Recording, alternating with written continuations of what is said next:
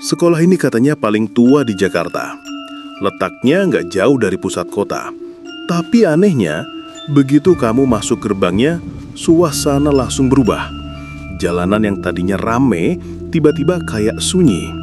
Pepohonan tinggi menjulang di sisi kanan kiri halaman, daunnya lebat dan rimbun, kayak sengaja menutupi cahaya matahari.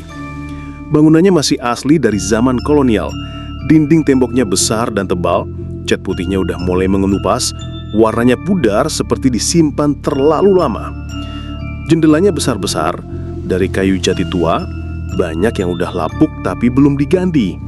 Ada beberapa kaca yang pecah di pojokan, dibiarkan begitu aja. Dan yang paling mencolok, lorong-lorong panjang yang menghubungkan antar ruangan. Setiap lorong punya penerangan minim, hanya 1-2 lampu neon yang kadang mati sendiri. Bahkan siang hari pun, lorong itu masih terasa gelap. Apalagi kalau kamu jalan sendirian di situ. Langkah kakimu bakal bergema, pantulan suaranya nyaris kayak di ruangan kosong. Kata orang, sekolah ini penuh cerita. Ada guru yang dulunya mendadak pingsan di tengah kelas. Ada siswa yang kabarnya hilang waktu ikut ekstrakurikuler malam. Tapi semua itu dibungkam. Pihak sekolah nggak pernah mau ngomongin hal-hal begitu ke publik. Tapi anehnya, sekolah ini tetap jadi favorit banyak orang tua. Katanya karena kualitas akademiknya bagus dan banyak alumni sukses. Jadilah sekolah ini tetap penuh murid tiap tahun.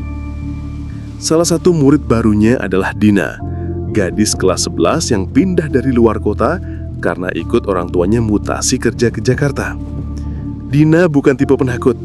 Dia cuek, aktif, suka organisasi, dan gampang bergaul. Hari pertama masuk sekolah, Dina semangat banget. Semua terasa baru, suasana kelas, teman-teman baru, guru-guru yang ramah.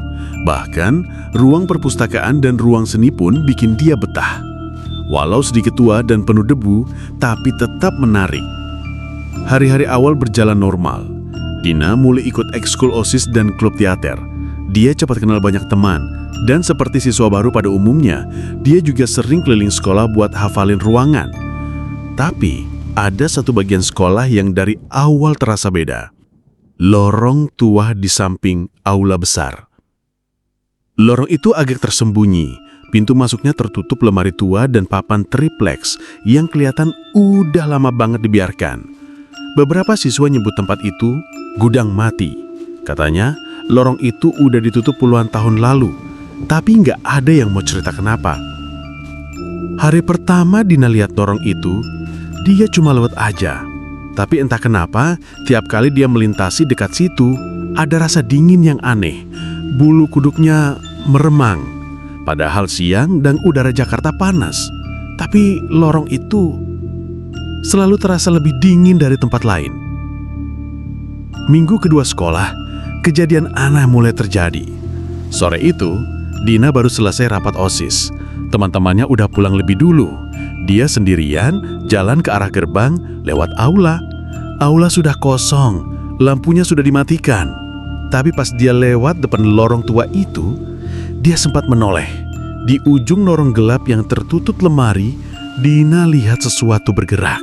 Bayangan hitam lewat begitu aja, cepat. Awalnya dia pikir itu cuma pantulan bayangan tubuhnya sendiri. Tapi waktu dia mundur beberapa langkah, dia sadar dia nggak berdiri di tempat yang membuat bayangan itu. Dia langsung jalan cepat ke gerbang, pura-pura nggak lihat apa-apa. Tapi sepanjang jalan pulang, pikirannya nggak tenang. Apalagi pas dia cerita ke temennya, Rio, anak kelas sebelah. Rio cuma bilang pelan, "Udah Din, jangan suka nengok ke arah lorong itu. Bukan buat kita." Dina makin penasaran. Besoknya, dia coba nanya ke Busri, guru sejarah yang udah lama banget ngajar di sekolah itu. Tapi Busri cuma senyum samar. "Ah, itu cuma lorong lama, Nak. Udah nggak dipakai, nggak usah takut-takut." Jawabannya singkat. Terlalu singkat untuk rasa penasaran Dina. Hari-hari berikutnya, Dina mulai memperhatikan lorong itu lebih sering. Setiap dia lewat, dia ngerasa kayak diawasin. Tapi anehnya, nggak semua orang ngalamin hal yang sama. Teman-teman yang lewat bareng dia nggak ngerasa apa-apa. Tapi kalau Dina sendirian, lorong itu seperti hidup. Seperti memanggil-manggil dari dalam kegelapan. Puncaknya terjadi di hari Jumat sore. Dina pulang paling akhir karena nyelesain dekorasi mading OSIS.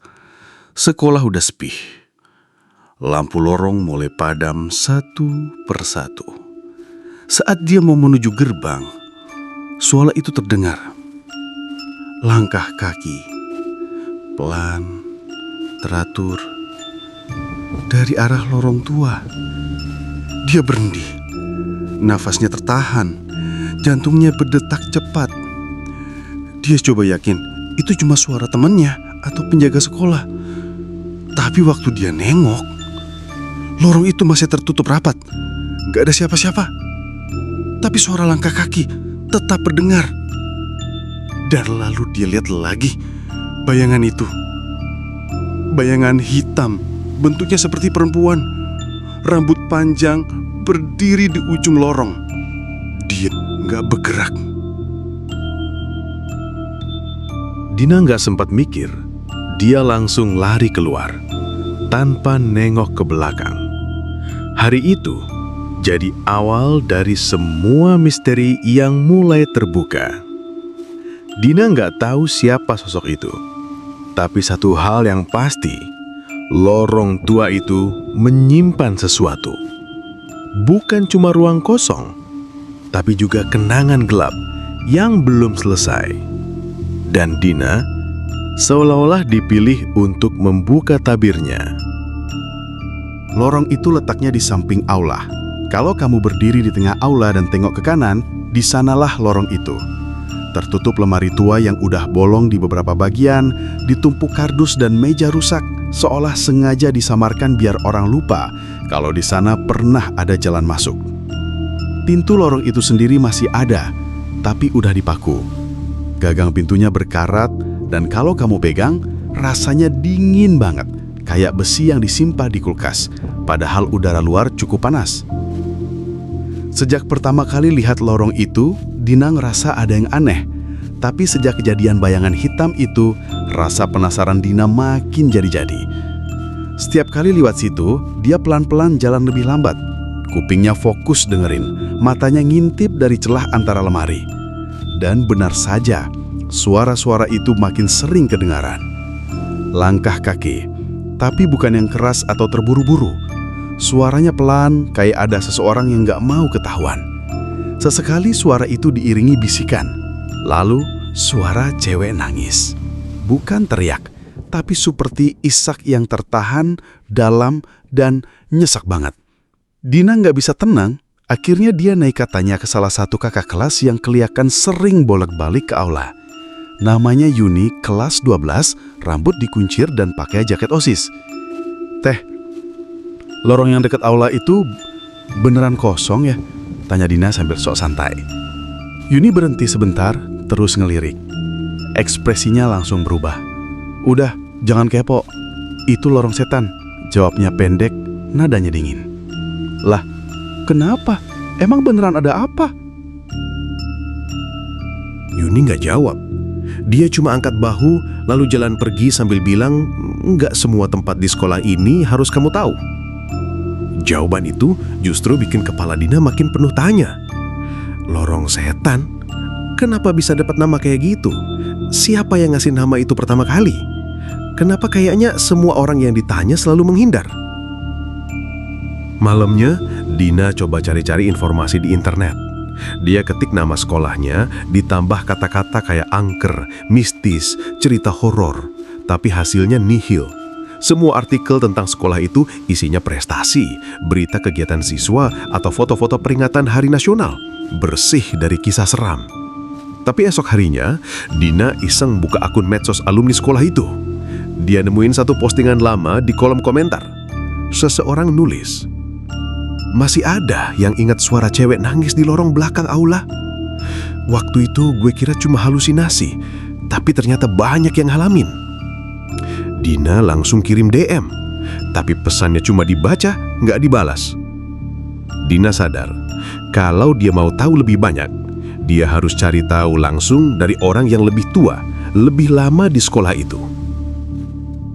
Beberapa hari kemudian, pas istirahat siang, Dina duduk sendiri di dekat kantin guru. Di situ ada Pak Anwar, penjaga sekolah, laki-laki tua berambut putih, jalan pelan, tapi matanya tajam. Dina sengaja nyapa dulu, lalu mulai ngobrol santai.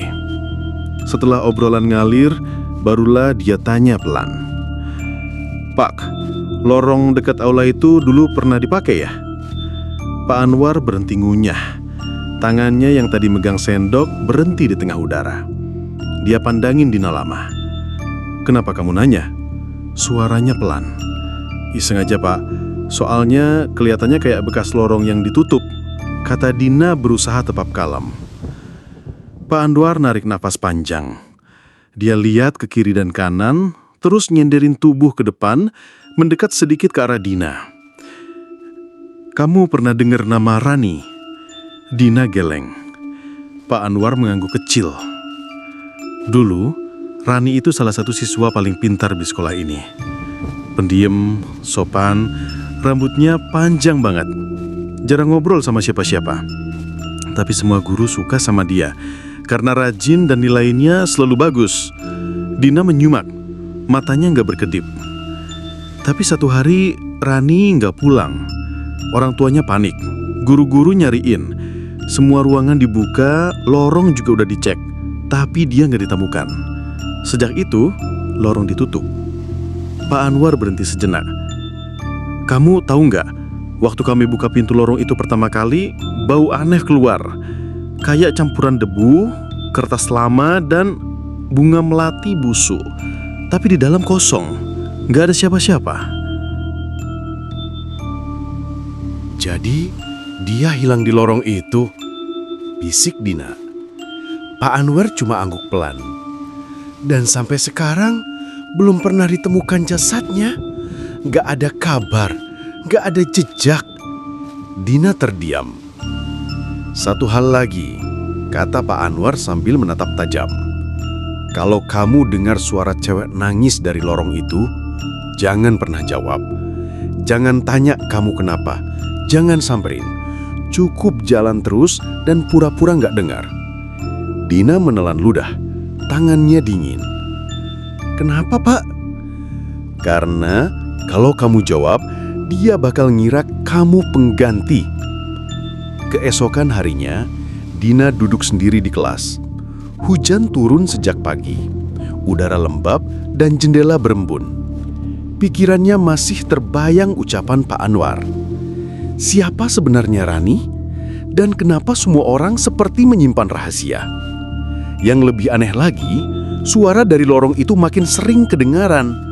Suara langkah kaki, suara bisik-bisik, dan suara tangisan pelan. Sekarang bukan cuma sore, tapi kadang siang bolong pun terdengar. Seolah-olah sesuatu yang ada di dalam lorong itu tahu Dina sedang mencarinya. Sore itu langit mendung. Jam pelajaran udah selesai dari tadi. Tapi Dina masih di sekolah gara-gara harus ikut rapat kelompok untuk tugas presentasi. Teman-temannya udah pulang duluan karena rumah mereka jauh. Sementara Dina tinggal di kos dekat sekolah, jadi dia santai aja. Saat jalan menyusuri koridor menuju gerbang belakang, Dina ngelewatin aula tua. Aula itu emang sepi banget kalau udah lewat jam 4 sore. Dan di sebelahnya, lorong itu. Lorong yang katanya ditutup dan dikunci sejak bertahun-tahun lalu. Tapi kali ini ada yang beda. Dina berhenti jalan. Matanya otomatis ngarah ke ujung aula. Pintu lorong yang biasanya ketutup rapat itu kebuka sedikit. Nggak banyak, cuma satu celah kecil. Tapi cukup buat kelihatan gelapnya bagian dalam. Dan saat itu juga, suara itu terdengar. Nangisan. Pelan. Kayak orang nahan perasaan sakit banget. Nangisannya cewek jelas banget. Suaranya serak, kayak udah nangis lama banget. Dina langsung merinding. Halaan napasnya tertahan di tenggorokan. Dia nggak bisa gerak, Kakinya seperti dipaku di tempat. Tiba-tiba, ada suara berbisik. Pelan banget, tapi jelas kedengaran. "Tolong aku!" Dina tersentak. Jantungnya deg-degan parah.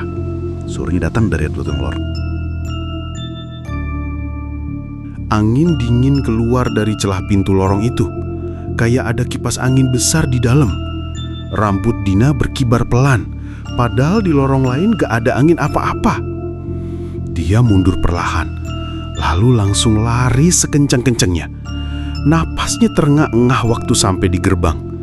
Satpam yang jaga cuma sempat nengok heran, tapi Dina gak bilang apa-apa. Dia buru-buru keluar dan jalan cepat ke kos. Malamnya, Dina susah tidur. Dia coba nenangin diri, bilang ke diri sendiri mungkin itu cuma perasaan atau sugesti.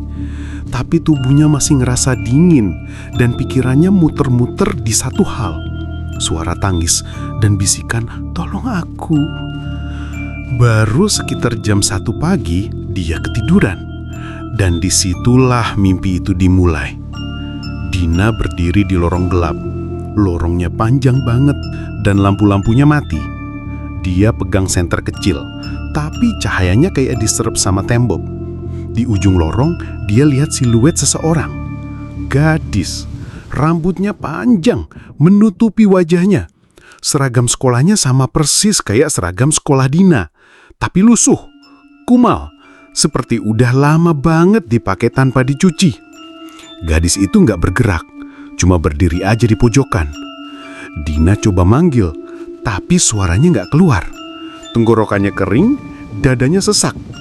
Lalu si gadis perlahan mengangkat kepalanya. Mata mereka bertemu. Matanya gelap, bukan karena pupilnya besar, tapi matanya kayak bolong, hitam semua. Dan senyum kecil muncul di bibir pucatnya. "Kamu yang lihat aku," bisiknya. "Sekarang kamu harus bantu aku." Dina terbangun sambil teriak pelan. Keringat dingin ngucur dari kening, walaupun AC kosnya mati. Dia duduk di kasur, nafasnya ngos-ngosan, lalu matanya melirik jam di dinding. Jam 2.22 pagi. Dina gak bisa tidur lagi sampai pagi. Besoknya di sekolah, dia kelihatan lemes. Tasnya dia gendong pelan, jalannya lambat, dan matanya sayu. Rina, teman sekelasnya, langsung nyamperin waktu istirahat. "Kamu kenapa, Din? Sakit ya?" tanya Rina sambil nyodorin roti isi ke Dina. Dina ragu sebentar, tapi akhirnya pelan-pelan dia cerita tentang lorong itu, tentang suara tangisan, tentang pintu yang kebuka, dan tentang mimpi semalam. Rina langsung pucat. "Kamu beneran lihat?" bisiknya. Dina cuma bisa angguk pelan. Rina ngelirik kanan kiri, lalu nyender dekat ke telinga Dina. "Jangan ceritain ini ke siapa-siapa, tapi kamu harus tahu, kamu mungkin udah dipilih." "Dipilih?" Rina menghela napas. Dulu ada cerita soal siswi yang hilang. Namanya Rani. Dia hilangnya di lorong itu. Tapi sebelum dia hilang, dia juga ngalamin hal yang sama. Dengar suara, mimpi yang sama, terus hilang gitu aja. Gak pernah ketemu sampai sekarang. Dina langsung merinding. Tangannya dingin. "Lalu sekarang aku harus gimana?" tanya Dina pelan. Rina geleng-geleng. "Aku gak tahu.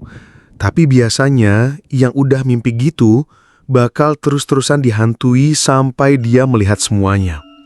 Sampai dia ngerti kenapa cewek itu minta tolong."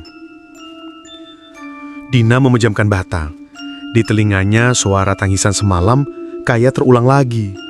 "Tolong aku." Kalimat itu terus terngiang-ngiang. Dan di dalam hatinya, entah kenapa, muncul rasa penasaran yang aneh. Takut iya, tapi rasa ingin tahu itu lebih kuat. Siapa gadis itu? Beneran Rani? Kenapa minta tolong?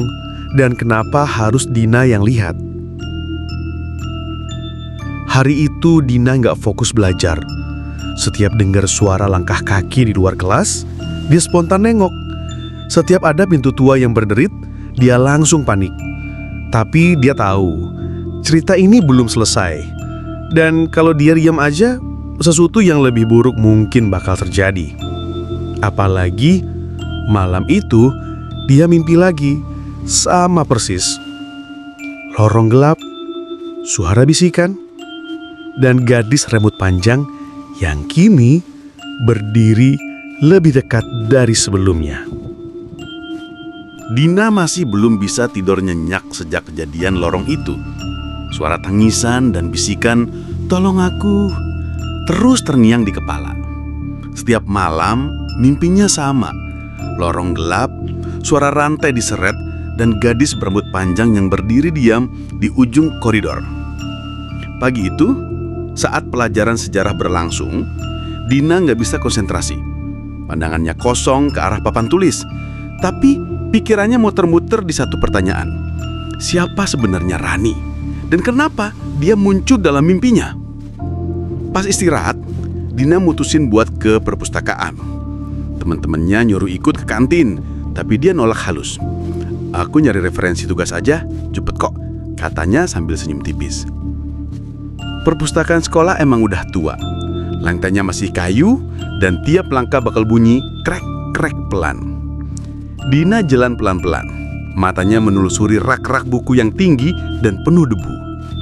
Tanpa sengaja, dia nyenggol salah satu buku sejarah yang posisinya agak miring. Waktu ditarik, dari sela-sela rak muncul sebuah buku lusuh bersambut coklat pudar.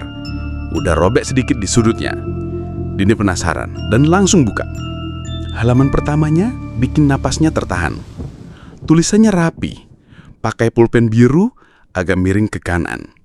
Di bagian atas tertulis, "Buku Harian Rani Kusuma Widya." Rani.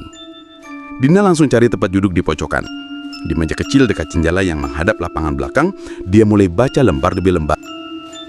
Awal isi buku harian itu biasa, tentang hari-hari sekolah, tugas yang numpuk, teman yang suka bergosip, sampai curhat soal kakak kelas yang katanya mirip artis FTV. Tapi masuk ke halaman tengah, nada tulisannya berubah. Hari ini, aku lihat lorong aneh di balik panggung aula. Harusnya itu ruang kosong, tapi aku dengar suara kayak orang ngelus tembok sambil nangis. Teman-temanku bilang aku lebay. Mereka pikir aku cuma ngarang. Tapi suara itu makin sering muncul, kayak minta aku balik ke sana. Aku takut gelap, tapi aku dikurung di sini. Aku coba teriak, tapi nggak ada yang denger. Mereka pikir ini prank, tapi sekarang aku nggak bisa keluar. Dina membeku. Perasaan nggak enak mulai naik ke tenggorokan. Tangannya sedikit gemetar saat ngebalikin ke halaman terakhir. Halaman itu cuma berisi satu kalimat. Tulisannya tergesa-gesa dan tinta sudah mulai pudar. "Kalau kamu baca ini, tolong bantu aku keluar." Di bawahnya ada tanda tangan yang samar dan goyah. Rani. Dina mendadak merinding. Bukan cuma karena isi tulisannya, tapi karena ada perasaan aneh di dadanya. Kayak terhubung. Kayak Rani ninggalin pesan itu khusus buat dia. Dina nutup buku itu pelan. Di luar, langit mendung. Cahaya matahari cuma masuk tipis lewat jendela yang berdebu. Saat dia berdiri, sesuatu terasa berubah. Udara di sekitarnya lebih dingin, hening. Tapi di telinganya, samar, seperti ada suara cewek yang berbisik sangat pelan. "Terima kasih." Dina langsung nengok ke belakang. Nggak ada siapa-siapa. Tapi dia tahu ini baru awalnya. Dina duduk di ruang guru tua itu dengan jantung berdebar. Buku harian Rani masih ada di pangkuannya. Lembarannya menguning dan sedikit robek di pinggirnya. Ruangan itu sunyi. Hanya suara kipas angin tua yang berdengung pelan di sudut ruangan. Dinding penuh rak buku tua dan lemari arsip yang baunya seperti lem kertas dan waktu. Busri menatap buku itu lama. Matanya yang berkaca-kaca menyiratkan sesuatu yang lebih dari sekadar kenangan. Wajahnya mendadak pucat. Tangannya gemetar saat menyentuh sampul buku itu, seolah menyentuh masa lalu yang selama ini ia coba lupakan. Ini buku Rani, gumam Busri akhirnya, nyaris seperti bisikan. Ibu kenal dia? Tanya Dina pelan, mencoba tidak mengganggu keheningan yang aneh itu. Busri menghela napas panjang. Pandangannya menerawang ke arah jendela kayu tua yang terbuka sedikit, membiarkan cahaya sore masuk dan menciptakan bayangan yang bergerak di lantai. Iya, Rani dulu murid ibu. Pintar, pendiam, tapi manis. Anak baik. Dia nggak pernah bikin masalah. Sampai hari itu. Hari itu, ulang Dina perlahan. Busri menoleh ke arah Dina. Matanya serius, tapi juga penuh keraguan. Ia seperti sedang bertarung antara mengatakan yang sebenarnya atau tetap menyimpan rahasia itu untuk selamanya. Mereka, teman-temannya, iseng. Nggak tahu dari mana mulanya. Mungkin cuma lelucon biasa. Tapi kamu tahu kan, anak SMA kadang kelewat batas. Dina mengangguk perlahan. Suatu hari, mereka dorong Rani masuk ke lorong itu. Kamu tahu lorong mana yang aku maksud? Lorong di samping aula, jawab Dina tanpa ragu. Dadanya makin sesak. Busri melanjutkan, suaranya kini lebih rendah. Katanya cuma sebentar, cuma mau nakut-nakutin. Tapi waktu mereka buka pintunya lagi, Rani nggak ada di sana. Hilang, bener-bener hilang. Dina menatap wajah gurunya. Matanya melebar, tak percaya. Tapi gimana bisa? Lorong itu kecil. Nggak mungkin dia kabur lewat mana-mana kan? Iya, itulah misterinya, jawab Busri. Guru-guru, kepala sekolah, bahkan polisi datang. Tapi nggak ketemu apa-apa. Orang tuanya histeris, tapi mereka akhirnya pasrah. Pihak sekolah memutuskan untuk nutup kasusnya. Katanya kecelakaan, tapi nggak ada bukti, nggak ada jejak. Lorong itu dikuncur rapat. Sejak itu, nggak ada yang berani buka lagi. Dina memeluk buku harian Rani lebih erat. Suasana di ruangan mendadak dingin. Angin dari jendela seperti berhenti bergerak. Rasanya seperti waktu berhenti sejenak. Ibu, kenapa semua orang kayak pura-pura nggak tahu? Busri menatap Dina dengan mata yang dalam, seolah menimbang-nimbang sesuatu yang berat. Karena kami takut, karena kami semua merasa bersalah, dan karena kami nggak pernah bisa jelasin apa yang sebenarnya terjadi. Beberapa guru pernah lihat bayangan. Beberapa siswa bilang dengar suara nangis. Tapi ya, siapa yang mau percaya cerita kayak gitu? Dina diam. Tenggorokannya tercekat. Jadi, suara-suara itu, bayangan di lorong, itu beneran. Busri mengangguk pelan. Aku sendiri pernah dengar beberapa tahun lalu suara langkah kaki dan suara cewek nangis pelan banget. Aku kira aku cuma halusinasi. Tapi kalau kamu juga dengar, Dina menggigit bibirnya. Mimpi-mimpi buruknya, suara dari lorong, dan sekarang buku harian ini. Semua terasa terlalu nyata. Aku harus tahu lebih banyak, Bu, tentang Rani, tentang lorong itu. Busri menggeleng perlahan. Jangan, Dina. Kamu masih muda. Kadang beberapa rahasia lebih baik tetap tersembunyi. Tapi Dina tidak menjawab. Di dalam kepalanya, suara itu kembali terdengar. Suara bisikan dari lorong. Tolong aku. Langit malam itu mendung pekat. Angin berhembus lirih, seolah ikut merasakan kegelisahan yang dirasakan Dina. Di tangannya, ia menggenggam erat buku harian tua milik Rani. Langkah kakinya perlahan menapaki lantai lorong sekolah yang sunyi.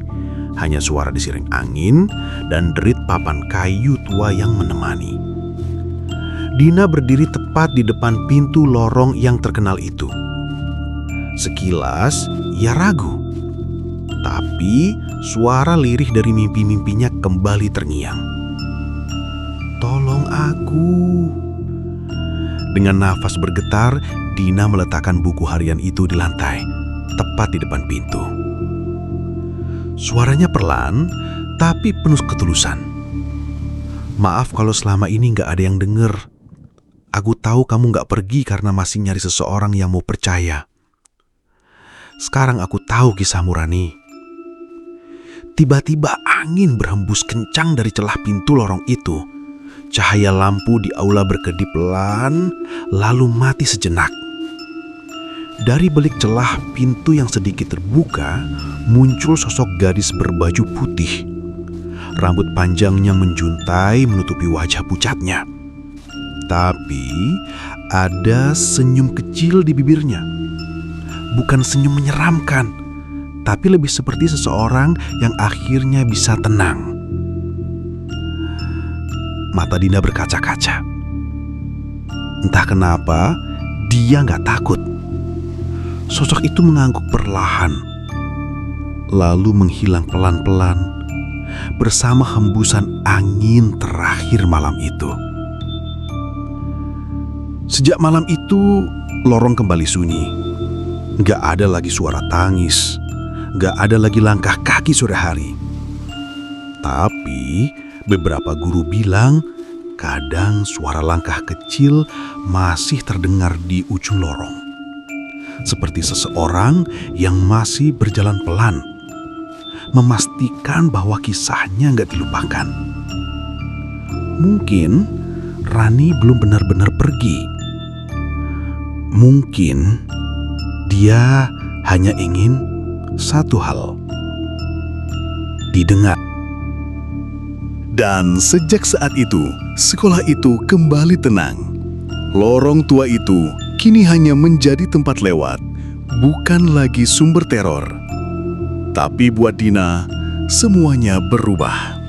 Dia belajar satu hal penting. Kadang, suara-suara dari masa lalu bukan ingin menakuti, tapi ingin dimengerti. Kisah Rani mungkin sudah berakhir, tapi lorong itu akan selalu menyimpan jejaknya. Dan siapapun yang berjalan melewati lorong sunyi itu, jika kamu dengar suara langkah kecil atau bisikan lirih di telingamu, jangan lari, dengarkan. Karena bisa jadi itu bukan hantu, tapi seseorang yang ingin kamu tahu bahwa ia pernah ada.